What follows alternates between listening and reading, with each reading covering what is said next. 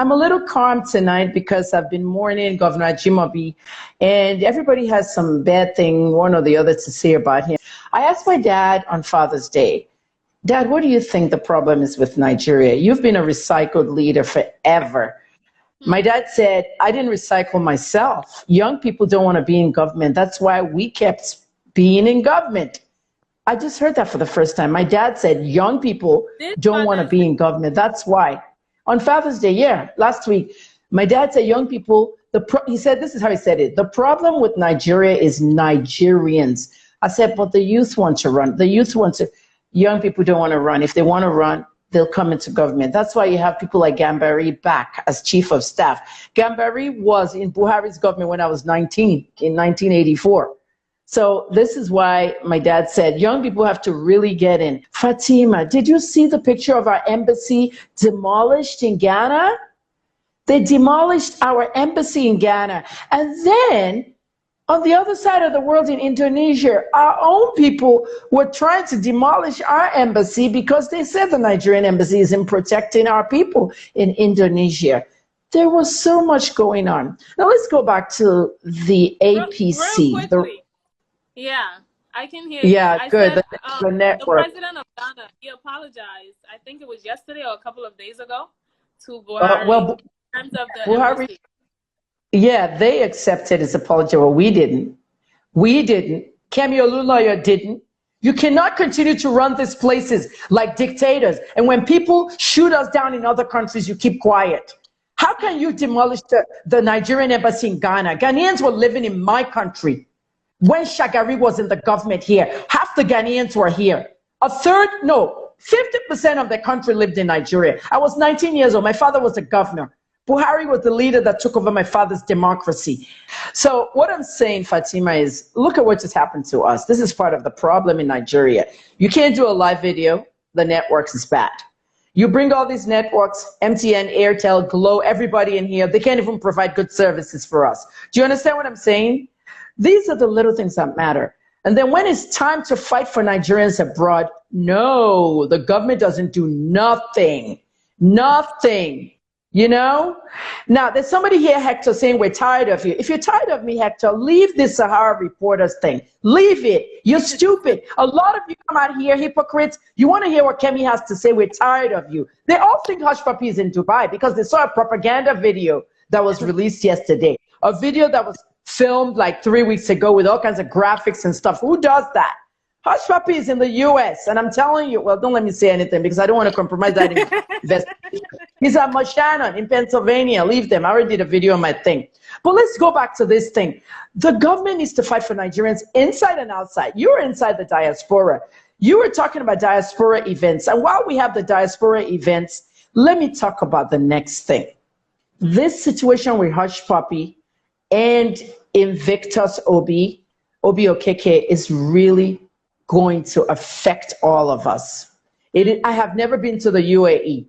Now, you know, Fatima, that I was deported from Canada in August of 2012. Canadian government never really told any media outlet why I was deported. They never really did. It was 2 journalists who work at Sussex Avenue that actually told me, that they discussed me in the Senate, that I was antagonizing gun laws too much.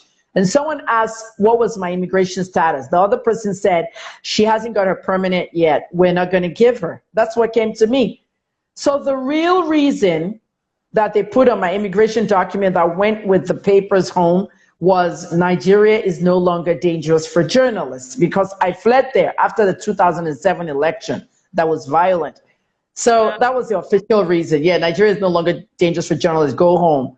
I appealed it once. They denied the appeal. Second time, they denied. The third appeal was the one that my MPs put in, Mike Sullivan and Justin Trudeau. Justin was my MP on the French side, and Mike Sullivan, NDP. Justin was on the Labour, French Canada. Today, Justin is the Prime Minister. He's on his second term. He fought for me. Do you know what I mean? Wow. The Labour Party helped me. They gave me money, everything. Go home, just going to open a business, blah, blah, blah. I gave them my face to use in their campaign posters. Why not? But at the end of the day, what they said in that party was, we send the good ones away, we keep the criminals. As soon as I left, the 2 boys I warned about in the Somali community, they went and opened fire at a barbecue party. 28 people shot. 28. You can Google it on Wikipedia. Danzig shooting. D-A-N-Z-I-G. D-A-N-Z-I-G. Danzig shooting. At the end of the day, people are like, oh, the Toronto Sun wrote an article. Why did we send Kemi away? Why do, you know? At the end of the day, every time I have to apply for a visa, they have to check that Canadian deportation. Do you understand me, Fatima? Right. They have to make sure I didn't do a crime, to make sure it's not a criminal deportation. It was a political one. When I applied for a visa to the UAE, they delayed my visa. I was going for an event February 15, a media event. They delayed the processing of that visa. Oh, we're still going to the authority to check in. The authority is still checking. By the time the visa came through, it was March 16th. The event was 1 month gone, and there was a pandemic. What do I want to do with a Dubai visa at that point? Nothing. So what I'm saying now is that we're not going to have that visa anymore. Because of what Hushpuppi and Obi has done, they're going to scrutinize us. Now, look carefully at the video that UAE police released on Hushpuppi. Notice how they had people reenacting. Did you notice there was a reenacting thing? People reenacting, like the part where they said they were watching him as he was working on the computer. That's not a part that's shown. So that was a major reenactment there. They're trying to let us know how it was done. Because if you really notice how Obi was caught, the FBI said we sat down in shifts watching Obi. Obi was greedy. He used Gmail. All his BEC scams, he was on Gmail. So they were watching him on Gmail, seeing how he was always, you know, going into those company accounts and taking the money out. They were watching him. But with Hushpuppi, Hushpuppi had a team. You see the team of Nigerian boys, about 11 of them, 12 of them, Woodbury, F.M. Martins, all these guys that I had correct. Some people say, oh, Gist Lover broke it first. And what? And so what? What did they break? Gist Lover is a wannabe blog. This is Kemi Olunloyo, investigative journalism. I had the faces of the people that were arrested. Do you remember the murder in Port Harcourt of a professor at University of Port Harcourt, Professor Lebari? Professor Lebari's murder would never have been solved if the police, the IGP monitoring unit, if they did not have a journalist next to them. The guy at the Nation worked alongside them. When you're doing investigative journalism, there has to be a journalist working alongside that investigation. And the person giving me all my information is the Gulf reporter. The reporter at the Gulf News was giving me all the information. He said it's a covert operation. He told me the day they were moving him to the States because he has cases in every country. Hushpuppi has cases in the US, he has cases in the UAE, everywhere. He was not extradited. He was taken in a covert operation. He destroyed, he scattered the US embassy in Nigeria when they didn't give him a visa. When he first wanted to go out of the country to US, they didn't give him a visa. Then he found his way into Malaysia. But he scattered the place. They would never forget. Now Hushpuppi is in the US without a visa. You know what I mean?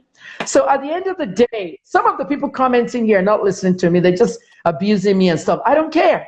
The Yahoo boys came attacking me. He has a huge fan base full of fraudulent young people. And some of them are in Nigeria. There were some rumors, I can't confirm or deny them, but it had to do with Ajimobi's death. They said Ajimobi died last week. You saw all the rumors and all that. And he was only left on life support. Yeah, he was only left on life support for the sake of dissolving the National Working Committee. We've heard all the conspiracy theories this week. But I got to tell you one thing. It's a shame Oyo State died. He was a great guy, but not in everybody's books when it comes to the end of his 8-year term, demolishing that radio station, the constituted authority thing and all that. But at the end of the day, the whole thing going on is called a power struggle. We don't need power struggle in Nigeria. The people in Edo need a good government. So now the power struggle is national. You know, the whole thing is very irritating, the Tinubu thing with Buhari and all of that. So on the PDP side, the same thing is going to happen. Me, I personally think both parties will not exist in 2023. Nigeria should brace up. Yeah, they wouldn't exist. I don't think so. they'll just demolish the parties, and you'll see them bring another party up, you know. But we're not fools. We're not going for it. Nigerians must break up. They must must brace up and form a youth government. We did it in Oyo State. Did you know that, Fatima? We did it in Oyo State. We voted. Let me tell you what we did. What we did was we closed our eyes. Okay, let me take these glasses off, you know, because people, I want people to see what I did. In Oyo State, we closed our eyes and we didn't want to know what political party you were, but we wanted you 50 years old and under. When we opened our eyes, we picked Akin Alabi, the owner of Naira Bet, the young businessman. We said, we're going to take Akin to the House of Rep. He's very good with youth on Twitter, Facebook, Instagram, always very socially active. And it's sad because Akin is so good with the young people that everybody thinks he's their lawmaker, but he's our own lawmaker. He's actually my lawmaker. He represents Onwara local government and Egbeda, and those two, Onwara is mine, which is where Olunloyo town is. We actually have the town there that we call the capital of Onwara, Olunloyo town. So he represents us over there. We opened our eyes and we got Shina Pella, the young businessman who owns the Key Locks Club in Lagos. Right. Shina was young. We elected Shina over there. We now took all the different parties and we told them, kill your ambition. Let's support Seyi Makinde. And we brought out Seyi Makinde, 51, as our governor. If we can have the rest of the country like that, young people in government, that's what we want. We don't want any more old recycle leader. When we kept telling a lot of young people, oh, vote for Shuri, vote for Shuri. When Shuri was arrested, tortured and everything, everybody started putting his picture. Everyone suddenly become an activist on their DP, Shuri. Please, we just don't want Shuri on your DP. If Shuri decides to run, which he hasn't said, if he decides to run, we want you, okay? We want you to vote for him. We want young leaders, okay? The last thing I want to talk about, no, not the last thing, let me do this real quick. Ajimobi and the health sector. Fatima, I'm going to send an article. I've been saying that for what, a year? Right. I'm going to say, right. I know, I've been saying that for a year. I've actually started writing it. I'm trying to think and brainstorm while I'm writing this article. And the title is going to be The Pandemic and the Nigerian Health Sector. It's already failed, but look at what happened to Ajimobi. Ajimobi was looking for Remdesivir. That's Remdesivir. Remdesivir and Remdesivir, same thing. Generic trade name. They needed that drug. They tried to get it out of the US from a US doctor, but they couldn't get it out. $50,000 they paid the person. They couldn't get it out. The person returned the money. You know why they couldn't get it out? Because the War Act. The War Act that President Trump wrote. You cannot get such things out of the country without permission of the government. So they tried to get the drug in Indonesia. You see how life is? When I was abusing Mrs. Dora Akunli, Nigerians were talking rubbish. Respect the dead. All your stupid lines. Respect the dead. It is well. It is not well. Okay, Dora was one of the people that ruined this country. She never regulated pharmacy, and that's why I was after her. I trolled her, and yes, I bullied her.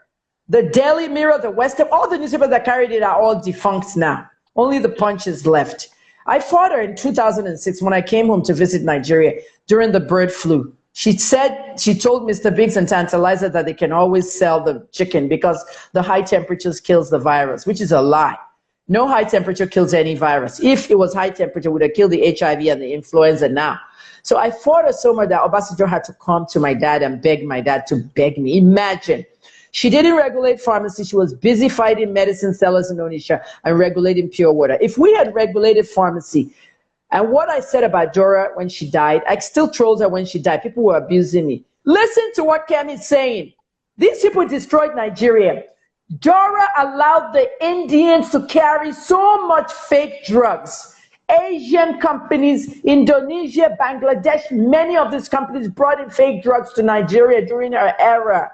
She kept allowing them. She died in their country in India. Do you know India produces a lot of fake drugs? Yeah. I'm a pharmacist for 31 years. And I keep telling Nigerians, listen, that's why Dora has 900 trophies. They were lobbyist trophies. They don't know. Nigerians, wake up. Lobbyists are people who will lobby you. Fatima, give me a contract. I'll give you this award and call you the best this or best that. That's what she had 900 awards for. Are they in the grave with her? No. Now guess what happened? Ajimobi gives 50 million to his team, and they hired a private jet to go get drugs, to go get remdesivir in Indonesia. And guess what? They bought plenty, and it came back fake. Did you hear me? Fake. Sahara reporters reported it this morning. It was fake, 50 million. They even scammed Ajimobi. They scammed a government official, a former governor and senator, in his deathbed. They scammed him. When do we stop as Nigerians? Now, who did the scam? Was it the Indonesians or the person that actually went to buy the drugs? Who brought fake drugs? We don't know. It's too late. He's dead. Do you understand? That brought me back to Akunyi and everybody that's in NAFDAC. At this point, because of Ajimobi's death and the lack of the drugs coming in on time, they need to dissolve NAFDAC. Mrs. Adeyeye needs to resign fast. Moji Adeyeye needs to resign fast because, one, she broke the law. She allowed a prescription drug into the country without permission. Okay? A private importing of the drug without permission from NAFDAC. They went to get it on the black market and it turned out to be fake. So there are two issues over there. Finally, D'banj and the lady. Did you hear about that one? D'banj? It's trending. I know, they've ripped me everywhere. They've really ripped me. They said I'm a rape apologist. I don't know what that is. Is that a title? Shaitan was nothing but a groupie. I'm sorry, I'm not even going to use alleged groupie. She was nothing but a groupie. There are other people who are ready, lined up, 15 people ready to testify against her in court. You know what I mean? And that's not good for her. She's posting half-naked pictures and provocative pictures online, and then I use those pictures of her in the bikini, and then people are abusing me. Why are you abusing me? She took it herself. She took the pictures herself. Wait. I'm sorry. So I have to stop you right there. I mean, we have to wrap up, but yeah, I'm done. No. Not naked. Provocative pictures. Provocative, okay. It was bikini, but she had her thighs and everything all done with the selfie in front of her. People were abusing me because they were yapping me because they thought that's not the picture I should be using for her. It should be the one where she's wearing a suit and all that. She has so one, everyone's with her flat breasts. For me, you know, I can't say what photo you can use or not. But however, I know sometimes people tend to use the excuse that, oh, it's because of what a woman is wearing. That's why they get sexually assaulted or abused, you know. So I don't want it to be this case that we're looking at her because she's posting that. That's why her. That's why she's, you know, if it did happen, that's why she got raped or, you know, abused. But look, what a woman wears doesn't determine if they're raped. Listen, Judge Bollinger is a Baltimore, Maryland judge who acquitted a rapist when I was living in Baltimore because of what the woman was wearing. That's what Bollinger did. We went and we protested and we campaigned and we got Bollinger off the bench. See, that's what we should have in Nigeria. You see, Nigeria appoints judges, but America elects them. You know that, right? So. Right. Judge Bollinger was not elected back into the court. We protested against him, and his own was he acquitted the rapist because of what the woman was wearing. I went crazy in the courtroom. And he was also the one that did my custody case with my ex and one of my children. So I don't like Bollinger anyway, and I've never believed in what the woman was wearing. A woman has a right to wear whatever she wants. Let me say something to you. I was going out in Lagos Island last week, the place they call Isale Eko. You know Lagos, the market part in Lagos Island. We were in the market. You know, in the wholesale market, men will tend to touch you when you're going. Customer, come and see. They'll end up touching you. You know what I mean? So I went there with a 35-year-old. I went there with a 35-year-old lady who was my neighbor. But to me, she's like my daughter because she's 35 and I'm 55. So it was as if I went to shop with my daughter. So as she was going fast in the market, one guy was trying to touch her. Come and look at these. Come and look at these shoes. I said, keep your hands off her. That's what I told the guy in Yoruba. Idiot. Oh, one mask. That's what I said. Take your hands off her, idiot. And you're not even wearing a mask, touching my daughter. The guy now started abusing me. I said, if I slap you now, he moved. Yeah, I know. He moved back. The reason why I shot him is not because of the mask or the touching. It's because touching like that, not because of the mask rather, but the touching like that, this is where it starts. It's abuse. You have no right to put your hands on a woman in any way, you know? And then I've also been with one of my fans, and we crossed the street in Ikeja, and she was wearing a short dress. And these guys were like, hey, look at you, sexy. I said, they know me, you know, that's how it is. So the whole thing about it. Real quickly, somebody said it's not just women. Men get abused as well by women all the time. So, very much, but they don't talk about it in Nigeria because they're too proud. They're too proud. You know, you guys should. They should out and talk about it. You know, men get raped in Nigeria. Believe it or not, men get raped by women in Nigeria. That kind of stuff. So the whole thing about the whole thing about it is my own thing is the international media has been talking about us not having a Me Too movement and all that. It's very hard to have a Me Too movement in Nigeria because everything in Nigeria is Me Too. Do you understand what I'm saying, Fatima? I tweeted it today. We're never going to have a Me Too movement because Nigerians don't talk. They don't speak out about issues, let alone rape alone. Listen, if something happened to you and a police officer harassed you, some people wouldn't even go report the police. You know that, right? The police has websites now. You can report an officer. Many Nigerians won't report those officers. They let it go. How are you going to do? Until one person say, that officer at that junction always extorts everybody for 100 naira. When would somebody say, me too? Me too. He took 100 from me. They're scared. So they won't talk about rape. Please, ladies, contact me in the DM if you're raped. I will keep you anonymous because in America, we don't even disclose rape victims' names. I'll keep you anonymous and people will know. Like Sheita now, her face should have been blocked in the D'banj case. Instead, there's a picture of her with her chest open and all that. All that nonsense should stop in Nigeria. You know, I'm actually fighting for one rape victim who I did a story about, interviewed. That's the one that says Peruzzi allegedly raped her. But nobody's talking about that to Kemi. Yeah, nobody's talking about that. They're not calling me rape apologist because I'm on the side of the girl. And then they're saying that Sheita was invited. Sheita was invited.